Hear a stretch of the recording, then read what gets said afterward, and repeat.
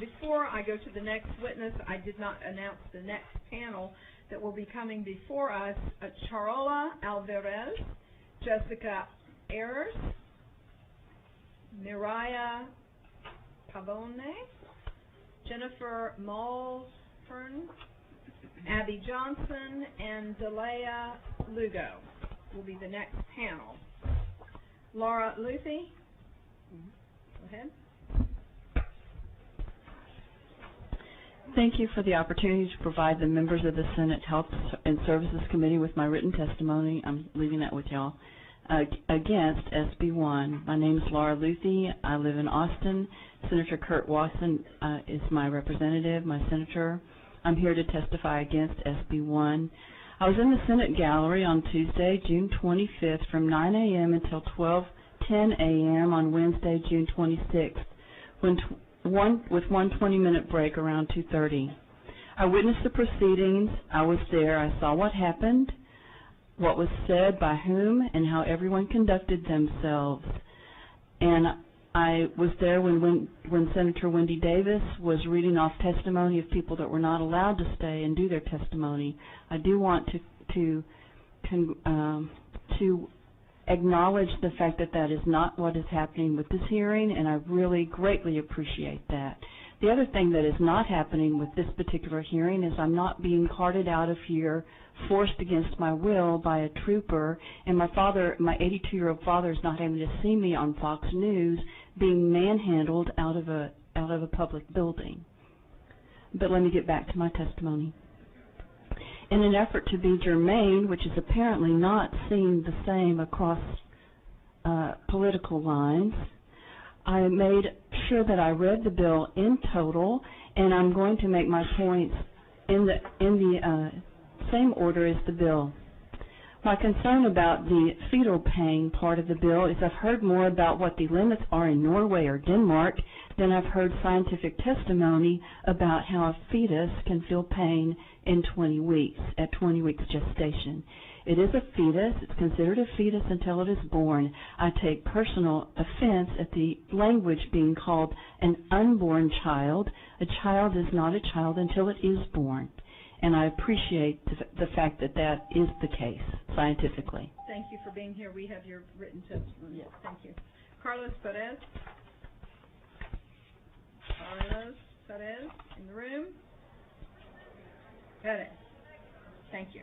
Mr. Perez was in favor of the bill, but was not here to provide oral testimony. We will show him registering a position in favor of. David Campbell. My name is David Campbell of Austin, Texas. Okay. I'm represented by Kirk Watson, and I'm speaking for myself and my young friend India, the 11-year-old artist and mathematician of the country. We oppose SB1.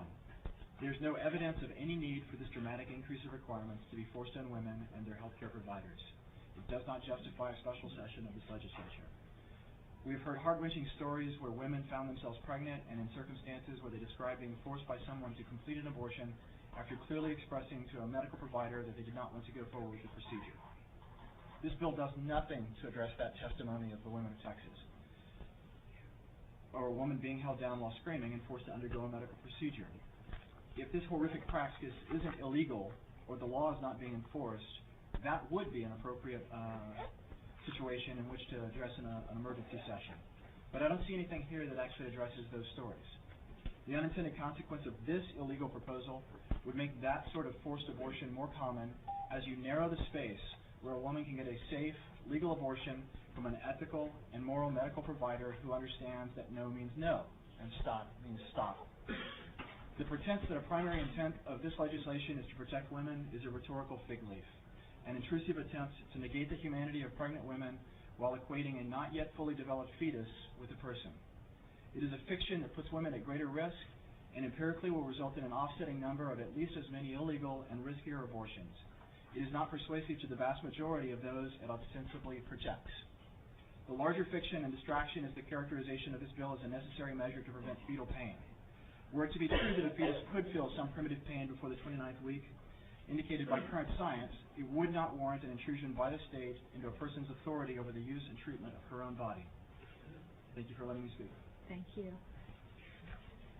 Alan Getz? Go ahead. Yes, ma'am, Alan Guest.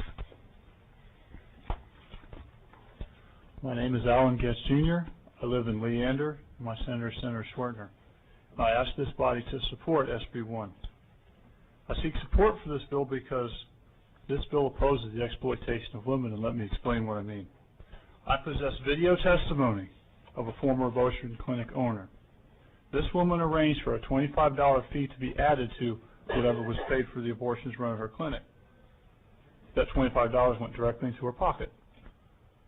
She's also stated in this interview she wanted to be a millionaire, and doing the math, she figured that if I have 40,000 abortions go through my clinic, I'll make my $1 million. To that end, she descended upon the high schools, encouraging teenage girls to be as promiscuous as necessary, and even prescribed them a contraceptive. But she knew the contraceptive wouldn't work. Her goal was to meet a girl at the age of 15, and by the time that girl had turned 18, she had had 5 abortions, and had held the hand of one girl who had had her 9th. The last month of her operation, she pocketed, when you adjust for inflation, about $20,000. So there's been some talk about funding, but these clinics won't close.